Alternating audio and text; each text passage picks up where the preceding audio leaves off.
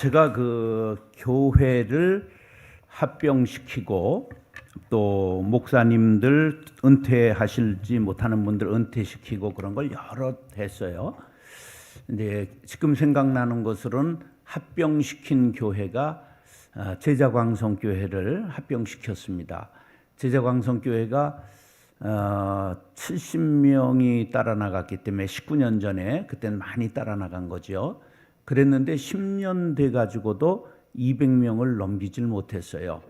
그런데 우리 교회를 이사 나온 교회를 인수했던 교회가 하늘빛 광성교회를 46억 들여서 개척을 했는데 한 주간밖에 안 됐는데 자기 교회를 다시 인수해 달라는 거예요. 우리 교회를 사가지고 저 정발산동에 교회를 하신 목사님이. 그래서 야, 지금 내가 무슨 은행장이냐 돈이 샘솟냐 좀 어려운데, 그러다가 박한수 목사가 생각이 났어요. 그래가지고 못하겠다고 하는 걸 해봐. 그래서 양쪽을 앉혀놓고 양쪽에 장로님 2분씩을 앉혀놓고 제가 10가지 조항을 쓰고 6명이 다 사인을 하고 제가 마지막 사인을 해서 합병을 시킨 게 이제 9년 됐어요. 그래서 박한수 목사 교회에 200명, 그리고 강영춘 목사님 그 교회에 100명, 그래서 300명이 됐는데 놀라운 것은 한 명도 안 떠났어요. 근데 그게 5년 만에 1700명이 됐어요. 그러니까 또 좁잖아요. 그런데 저기 우리 교단 교회가 풍동에 어렵다고 그러는 거예요. 그래서 경매에 나온대요. 그래서 그것을 1000석짜리인데 100억에 경매 받도록 해서 김양재 목사님 교회가 그걸 경매 받으려고 들어왔는데 제가 하나님의 은혜로 경매를 받아서, 그래서 박한수 목사가 그리로 들어가고 지금 한 3,000명 모입니다. 지금 제일 강력한 교회가 되고 있죠. 그 다음에 이제 풀향기 교회가 굉장히 많이 큰 땅인데 5,200평, 건평 1,800평, 좌석이 1,800석인데 빚이 37억에 교인이 40명 남았어요. 그리고 목사님은 53년생이에요. 그러니까 이제 올해는 어떤 일이 있어도 은퇴를 해야 되는 거예요. 이름이 저하고 같아요. 전성진이야.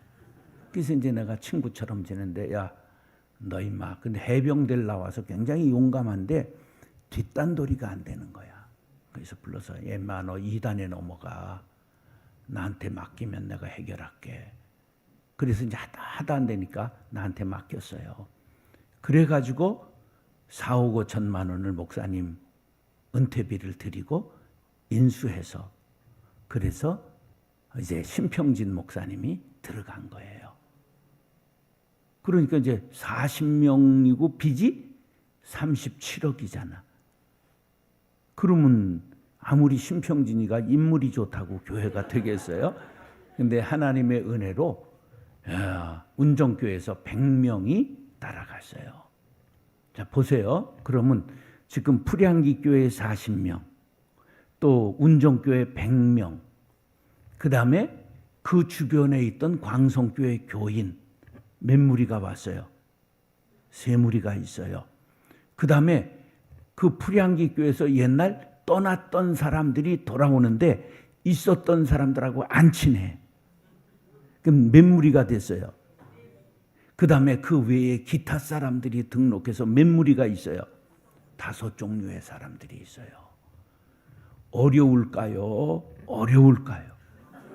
예, 제가 한 달에 한 번 설교 가는데 바빠서 2달에 한 번, 석 달에 한 번 가는데요. 갈 때마다 사고가 있어요. 그래도 심평진 목사님이 너무 사모님하고 잘해서 지금 400명 모여요. 2년 반 안 됐거든요. 할렐루야.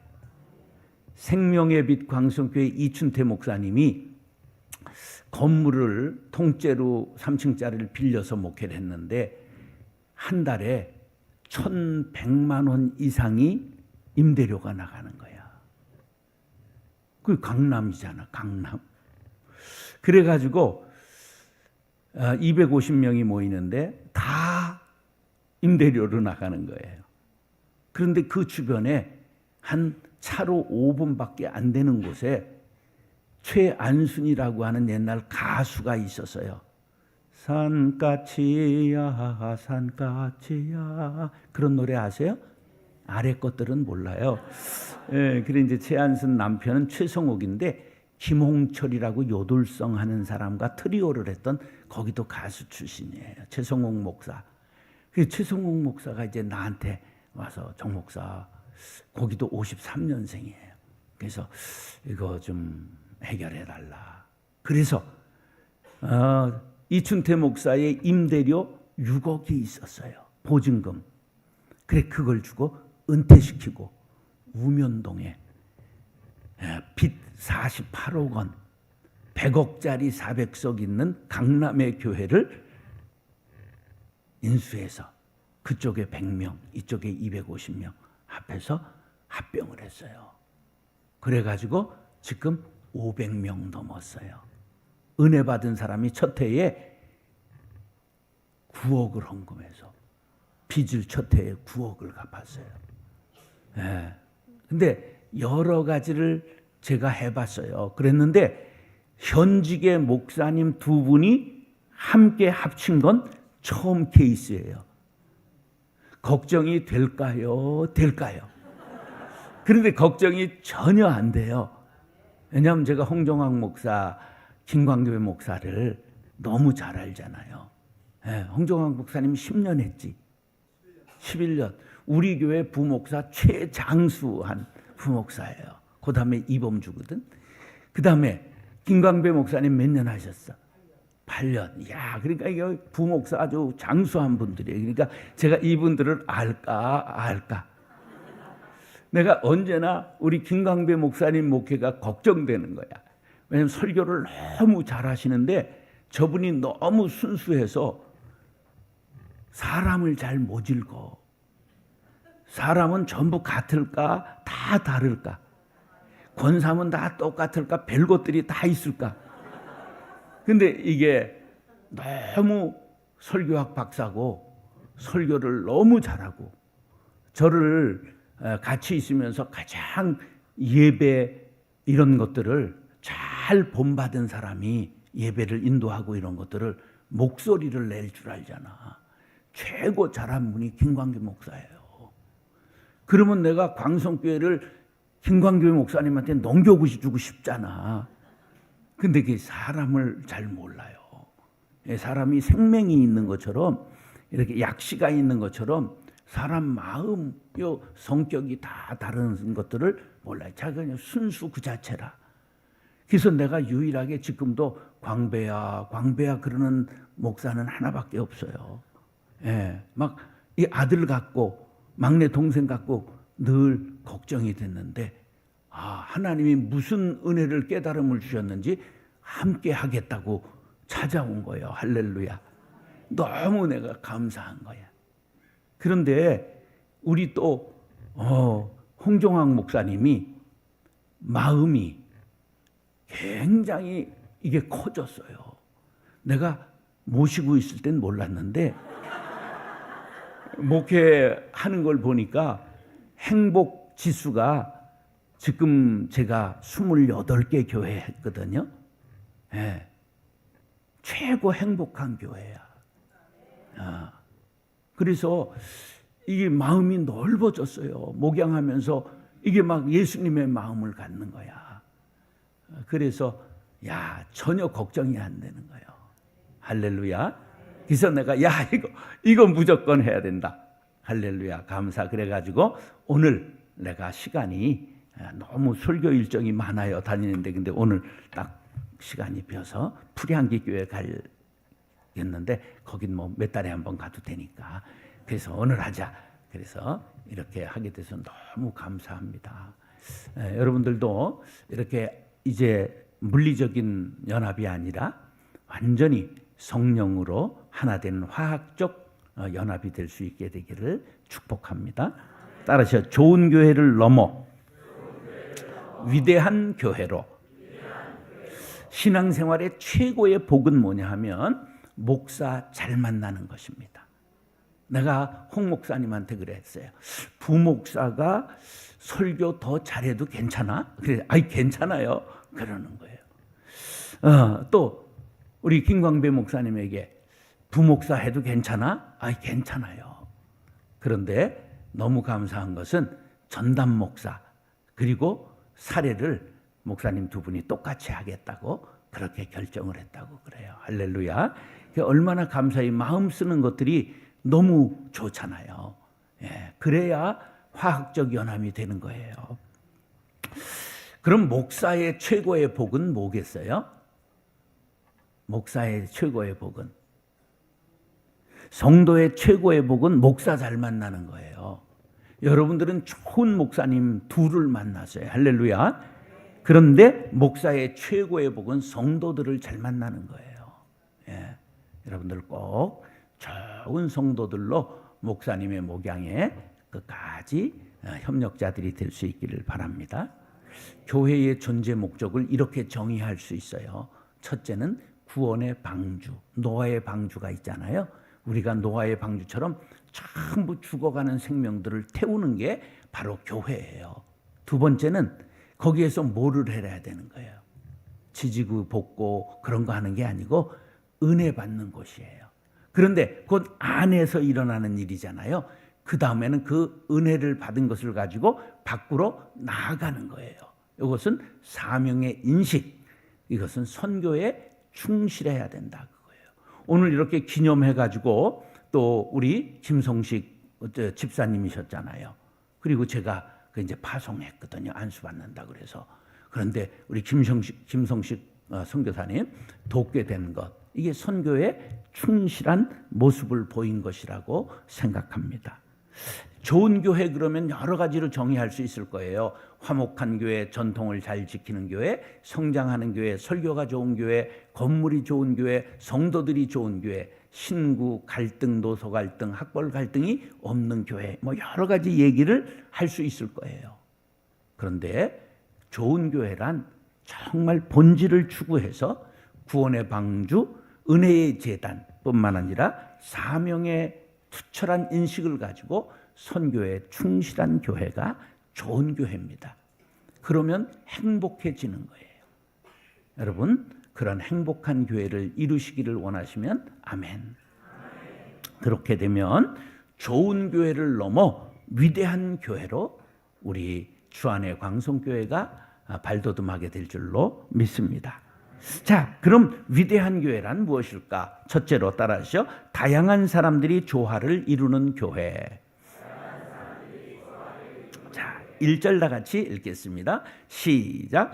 안디옥 교회의 선지자들과 교사들이 있으니 곧 바나바와 느게르라 하는 시므온과 구레네 사람 루기오와 분봉왕 헤롯의 젖동생 마나인과 및 사울이라. 아멘. 바나바는 대인이에요. 인격자예요. 그리고 착하고 성령과 믿음이 충만한 사람이에요. 그 다음에 시므온이 나와요. 시므온은 누구냐 하면 니게르라 하는 시므온, 그렇게 나오거든요. 니게르가 뭘까요? 니그로, 흑인이었다는 말이에요. 이건 놀라운 얘기예요. 2000년 전에 안디옥 교회의 두 번째 리더, 지도자가 누구였다고요? 흑인이었어요. 이건 깜짝 놀랄 일이죠. 2000년 전에 인종의 장벽을 벌써 교회는 깨트리기 시작한 거예요. 복음은 하나님의 능력이라 유대인에게나 헬라인에게나 모두 다 복음은 동일하게 전달되는 것임을 믿으시기 바랍니다. 그 다음 세 번째 사람은 구레네 사람이라고 루기오라고 나오는데요. 구레네가 어디냐?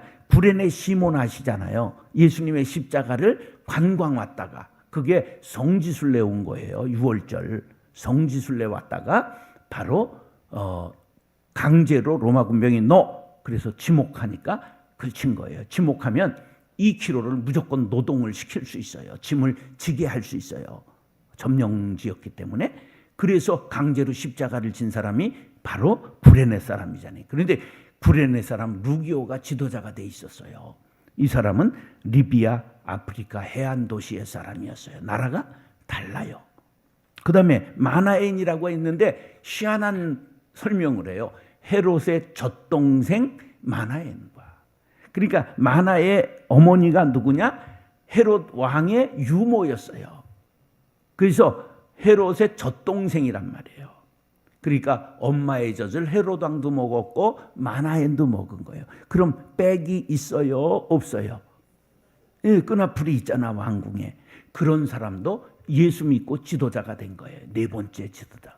다섯 번째는 우리가 잘 아는 사울이 핍박자가 개종해가지고 바로 바나바가 멀리 고향에 가서 터키 길리기아 성 다소에 칩과하고 있는 걸 데려와서 교사를 만든 거예요. 자, 이렇게 교회는 건강하기 위해서 교회의 건강성은 어떠해야 되느냐? 다양한 사람이 모여야 해요. 그 다음에 차별이 없어야 해요. 그리고 당을 짓지 않아야 돼요. 그리고 조화를 이루어야 돼요. 우리 한국 사람들은 희한해요. 성씨만 같아도 우리가 남이가 이렇게 되고, 고향만 같아도 우리가 남이가 이렇게 되고, 학교만 같아도 우리가 남이가 이래가지고 전부 교회 안에서 당을 줘요. 근데 좋은 일에 모여야 돼요. 얼마나 사람들이 잘 모이느냐 하면, 얼마 전에 여자 권사님들이 5명이 계를 하는 것처럼 지금 20여 년을 모이는데, 한 명만 우리 교회에 있고 다른 분들은 떠나서 다른 교회를 다니는데, 57, 58년생이 지금 옛날에 친구들이 된 사람이 지금까지 매달 한 번 모인다고 나한테 와가지고 얘기를 하는데, 야, 교회는 조심해야 되겠다. 간 것들 욕했다가는 반드시 전부 전달되는구나. 25년을 지금 친구로 지내요. 한 사람만 우리 교회에 나오고 넷은 전부 이사 갔는데, 야, 그래서 그 좋은 친구가 되는 것은 좋지만 그것이 당이 되면 교회에, 목회에 굉장히 누가 돼요. 그래서 모임을 언제나 건강한 모임을 만들어야 되지요. 자, 최초의 어머니 교회는 예루살렘 교회예요. 근데 어머니 교회인 예루살렘인데, 이제 그러면 두 번째 교회가 안디옥 교회인데, 보편적인 도시에 있는 교회인데 다양한 사람들이 모여서 조화와 사랑과 화목했어요. 이방 최초의 교회인데 선교의 어머니 교회가 되었어요. 예루살렘 교회의 촛대가 어디로 갔어요? 안디옥 교회로 간 거예요. 왜? 예루살렘 교회가 선교하지 못했기 때문이에요. 로마에 3대 도시가 있었는데, 첫 번째가 로마, 두 번째가 고린도, 3대가 안디옥이에요. 안디옥은 두 군데가 있어요. 시리아 안디옥, 비시디아 안디옥이 있는데 바로 이것이 시리아 안디옥이에요. 그때 당시 50만 명이 살았어요. 큰 도시지요. 옛날 2000년 전 50만 명은 말할 수 없이 큰 도시예요. 그런데 그 도시에서 최초로 그리스도인이라고 불렸어요. 그리스도인의 표징이 나타난 거예요. 기도하고 찬송하고 봉사하고 전도할 뿐만 아니라 이웃에게 선한 봉사자들이 된 모습이 나타난 거죠. 그래서 그리스도인들의 특징이 나타났기 때문에 최초로 예수쟁이들, 그런 뜻으로 그리스도인이라는 이름을 불리움 받은 데가 바로 안디옥 교회예요.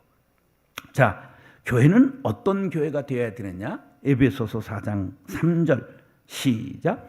평안에 매는 줄로 성령이 하나 되게 하신 것을 힘써 지키라. 뭐가 돼야 된다? 하나가 돼야 된다. 하나가 돼야 된다. 에베소서 4장 13절 시작. 우리가 다 하나님의 아들을 믿는 것과 아는 일에 하나가 되어 온전한 사람을 이루어 그리스도의 장성한 분량이 충만한 데까지 이르니. 믿는 것과 아는 일에 뭐가 돼야 된다? 하나가 되어야 한다. 꼭 다양한 사람들이 모였지만 하나가 되는 교회가 될 수 있기를 축복합니다. 따라서 성령의 인도하심을 받는 교회. 2절에 보면 시작. 2절 시작. 주를 섬겨 금식할 때에 성령이 이르시되 내가 불러 시키는 일을 위하여 바나바와 사울을 따로 세우라 하시니. 자, 성령이 이르시되, 성령이 온전히 말씀하시고 성령이 인도하셨어요.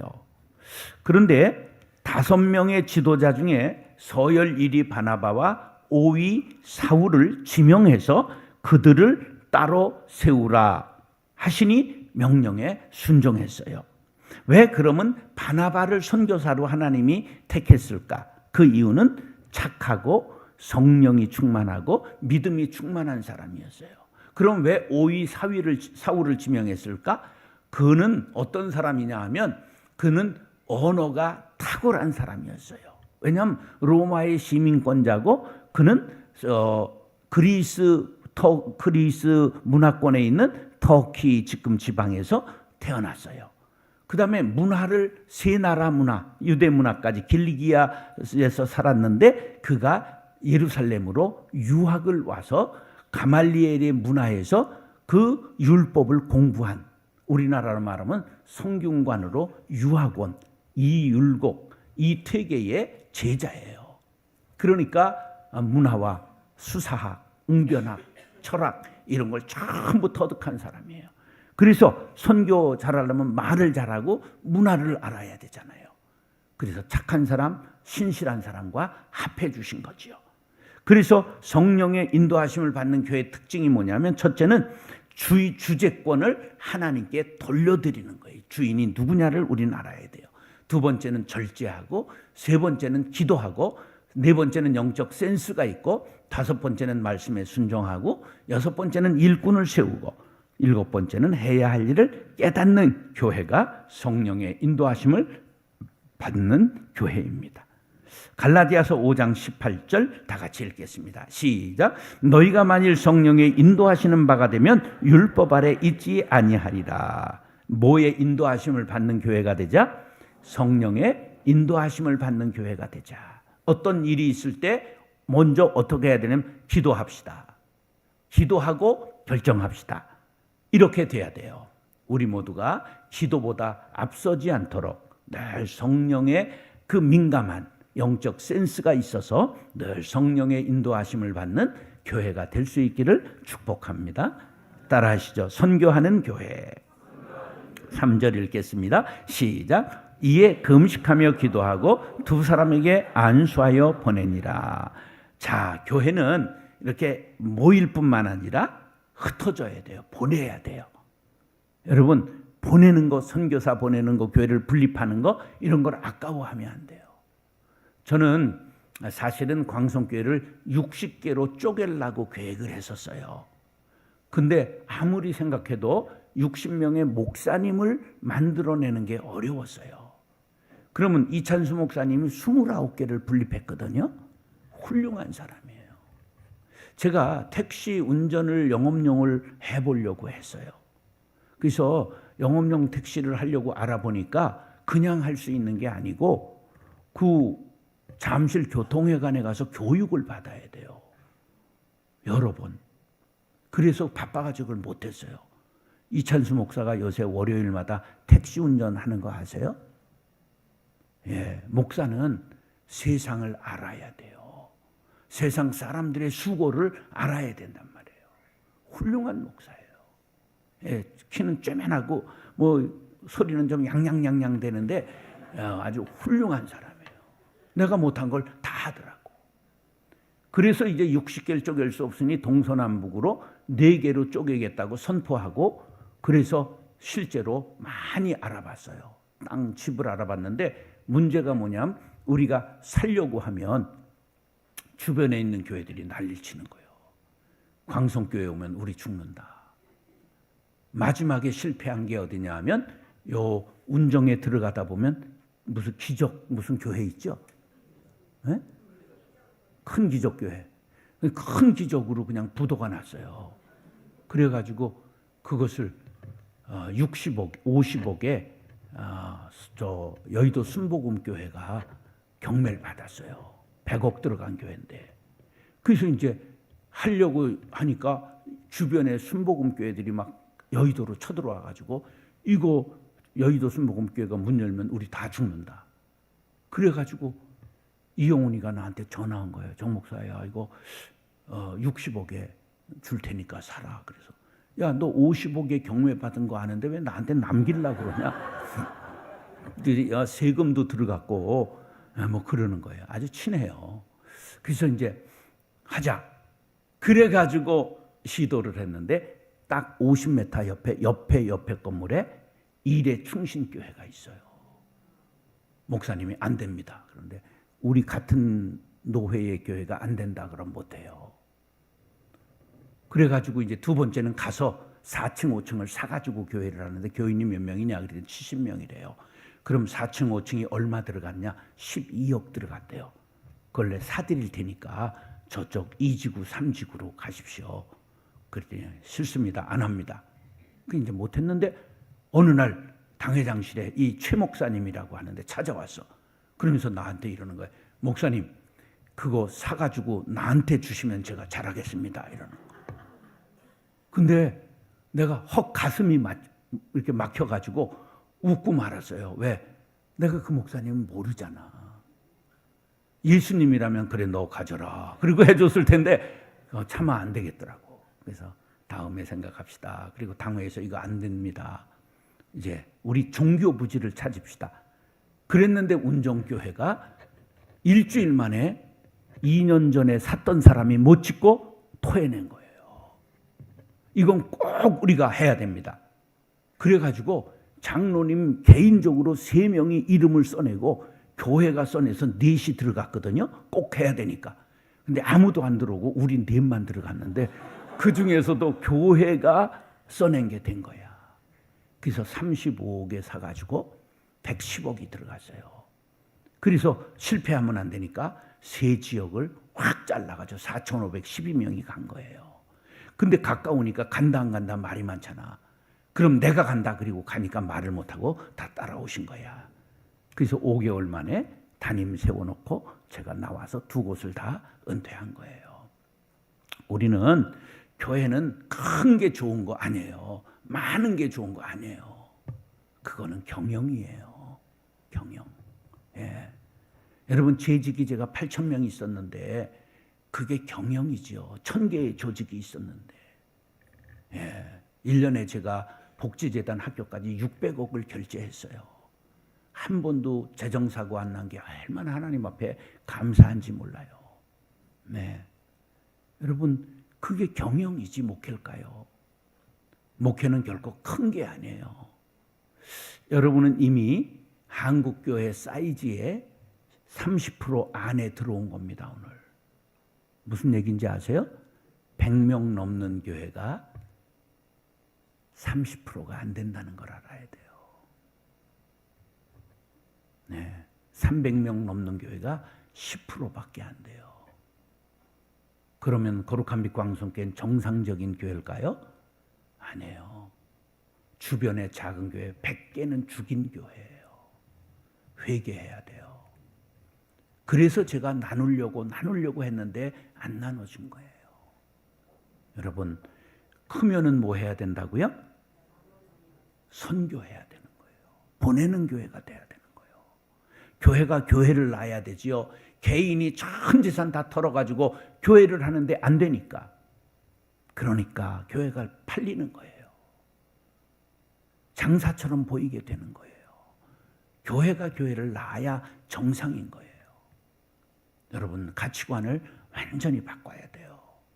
우리가 잘못된 가치관 아래에 있어요. 그래서 제가 속죄하는 심정으로 157개 교회를 15년간 섬긴 거예요. 전도해 준 거예요. 거기 전도팀에 갔던 분들 손 들어보세요. 전도팀 파송받았던 분들. 그런데 놀라운 거는 157개 교회를 15년간 전도팀 4명씩 보내주고 전도비 10만 원씩 주고 월요일마다 교육해드리고 목사님 기도팀, 목사님 찬양팀, 사모님 기도팀, 봄 소풍, 가을 소풍, 여름에 선교를 보내드렸는데 100명 넘은 교회가 하나밖에 없어요. 그것도 장인이 저 땅콩 마을에 땅 지주라 땅을 줘서. 그러니까 지금 100명 올라가는 게 기적인 시대가 됐어요. 조영기 목사님이 다시 태어나도 천막 치면 지금은 안 돼요. 시대가 안 된단 말이에요. 그런데 크게 자기만 먹으려고 그러면 하나님이 기뻐하실까? 아니에요. 하나님 기뻐하지 않아요. 제가 그런 반성이 있었기 때문에 계속 나누고 분립했던 거예요. 여러분, 큰 교회에서 편안하게 신앙생활하는 거 그거 복이 될 수 없습니다. 우리 어머니는 큰 교회 권사님인데 개척할 때 집을 팔아 바치고 따라 나가서 저는 어머니 믿음 덕에 17번 전세를 전전했어요. 근데 그게 고난이 내게 복이 된 거예요. 여러분, 자녀들을 위해서라도 작은 교회를 섬기고 봉사하는 게 하나님의 은혜가 임한다는 사실을 여러분 기억하시기 바랍니다. 사탄의 전략은 좋은 일을 이 다음에 하라고 말해요. 빚 갚은 다음에 하라고 그래요. 때가 되면 하라고 그래요. 그런데 안디옥 교회는 즉시 성령의 인도하심을 받고 보내라 하시니 순종했어요. 에밀 브로너가 유명한 선교학자인데 교회는 곧 선교다. 불이 붙는 것으로 존속하는 것처럼 교회는 선교만으로 존속한다. 오스왈드 스미스는 이런 말을 했어요. 교회가 복음을 전하지 않으면 곧 화석화되고 만다. 제가 만든 말이에요. 선교는 제2창조 사역이다. 구원 사역은 하나님께서 인간과 동역하신다. 하나님이 처음 창조는 하셨지만 두 번째 창조는 뭐냐? 바로 인간과 동역하셔서 복음 전하게 하신다는 거예요. 그래서 선교 구호가 시대가 달라져서 달라졌습니다. 가든지 보내든지 돌아보든지. 한번 따르셔. 가든지 보내든지 돌아보든지. 돌아보면 200만의 이 외국인들이 와 있어요. 그들을 잘 가리켜서 본국으로 보내면 선교사가 되는 거죠. 이번에 드림 학교에서 스리랑카의 학생 하나를 완전히 데려다가 키우기로 작정을 했어요. 그래 이제 그걸 아이를 보러 곧 교장하고 김옥현 장로님하고 교목하고 이제 갑니다. 여러분, 우리를 그렇게 선교사들이 키워줬기 때문에 이 나라가 복을 받게 된 거예요. 우리는 선교해야 돼요. 보내야 돼요. 디모데후서 4장 2절로 5절에 보면 너는 말씀을 전파하라. 때를 어떤지 못 어떤지 항상 힘쓰라. 5절에 보면 전도자의 일을 하며 내 직무를 다하라. 전도자의 일이 우리의 직무란 말이죠. 그래서 우리는 그러한 교회를 이루어야 돼요. 결론입니다. 따라하시죠. 아드 폰테스. 원천으로 돌아가라. 근원으로 돌아가라. 처음으로 돌아가라. 예, 이게 본질을 이룰수록 외형이 화려해집니다. 교회가 화려한 거 그거 좋은 거 아닙니다. 혹시 여러분 깡통교회, 감자탕교회 이런 말들은 들어봤어요? 저 전주의 안디옥 교회는 깡통교회였잖아요. 왜? 미군들이 쓰던 깡통 그 콘서트 그 예배를 그대로 하면서 교회 전부 모든 전력을 다해 선교를 제일 많이 한 교회. 감자탕 교회. 교회에는 100만 원 이상 남기지 않고 전부 구제했잖아요. 그런 스피릿, 그런 정신이 여러분 교회가 남게 되기를 축복합니다. 그래서 지도자는 교회 지도자들은 성도들이 주님의 임재를 바라보게 해야 되고 주님과 교제가 없으면 성령 체험이나 경험도 왜곡될 수 있다. 주제권은 뭐냐 하면 유일한 희망은 교회의 머리가 예수 그리스도라는 점이고 스티븐 호킹이라는 사람은 루게릭 관자이지만 머리가 살아있기 때문에 석학이 됐어요. 교회의 머리가 주님이시면 항상 회복될 수가 있습니다. 세 번째는 성경을 돌아가야 돼요. 오직 성경 말씀으로 돌아가야 됩니다. 네 번째는 도덕성을 회복해야 됩니다. 원천으로 돌아가는 행위가 삶으로 증명되어야 됩니다. 정직성, 도덕성 회복이 뒤따라야 됩니다. 교회론이 중요한데요. 교회는 천국입니다. 천국 같은 교회는 사랑으로 소문난 교회입니다. 교회는 노아의 방주입니다. 방주 안에 온갖 짐승이 뒤엉켜 살았습니다. 밀폐된 곳에서 냄새가 얼마나 역겹고 더러웠겠습니까? 그렇다고 탈출하면 홍수에 떠내려갑니다. 바로 그게 교회입니다. 교회는 천사들이 모인 곳이 아니라 허물 많은 인간이 모인 곳입니다. 역겨운 일이 많지만 견디며 은혜를 구하는 곳입니다. 교회의 성도들은 하나님의 자녀들이요 서로 가족입니다. 가족은 잘못됐다고 잘라버리지 않습니다. 교회는 누구나 살리는 곳입니다. 그래서 거룩한 빛 광성교회에 제가 한 명도 내치지 않았습니다. 한 명도 상처 주지 않기 위해 제가 상처받고 하얗게 타버리고 만 겁니다. 예, 그게 교회예요. 왜? 가족이기 때문에, 가정이기 때문에 사람을 상처 주거나 버리면 안 되는 거예요. 교회는 누구나 다 끌어안아야 되는 거예요. 여러분 그런 마음 갖게 되기를 바랍니다. 그 다음에 기도해야 돼요. 교회의 상태를 반전시킬 능력이 우리에게 없어요. 은혜를 구하고 자신을 포기하고 최선을 주장하면 넘어집니다. 차선을 찾아야 됩니다. 골방에 박혀 기도하고 형제를 위하여 중보기도 하시기 바랍니다. 그 다음에 혁신하는 교회가 돼야 돼요. 뱀은 해마다 허물을 벗지 못하면 굳어서 죽게 됩니다. 그 뱀의 각질 피부는 더 이상 자라지 않습니다. 굳어버려요. 갇혀서 죽게 돼요. 그래서 허물을 벗는 거예요. 독수리도 부리와 털을 전부 뽑아버려야 10년 더 살게 됩니다. 개가 놀랍게도 허물을 껍질을 전부 벗어버려요. 우리가 그래야 사는 거죠. 기업이 살아남을 수 있는 방법은 혁신이에요. 창조적인 사람, 참신한 아이디어. 기업의 평균 수명이 30년인데 혁신하는 기업만 장수하게 되는 거예요. 혁신이라는 말은 묵은 풍속, 관습, 조직, 방법 등을 완전히 바꾸는 거예요. 경제학자 슌페터가 이런 말을 했어요. 생산을 확대하기 위해 노동이나 토지 등의 생산 요소의 편성을 변화시키거나 새로운 생산 요소를 도입하는 기업가의 행위를 혁신이라고 한다. 기업만 혁신하는 게 아니에요. 교회도 혁신해야 되죠. 교회는 개혁업소 도태하고요. 서구교회는 박물관이 됐고 놀이터가 되고 관광지가 됐습니다. 말씀으로 새롭게, 날마다 심령이 새롭게 되고 관습을 벗어나서 새롭게 되는 우리 주안의 광성교회가 될 수 있기를 예수님의 이름으로 축원합니다. 에스겔 18장 31절로 끝맺겠습니다. 시작. 너희는 너희가 범한 모든 죄악을 버리고 마음과 영을 새롭게 할지어다. 아멘. 우리 모두가 마음과 영을 새롭게 하는 교회가 될 수 있기를 축복합니다. 기도하겠습니다.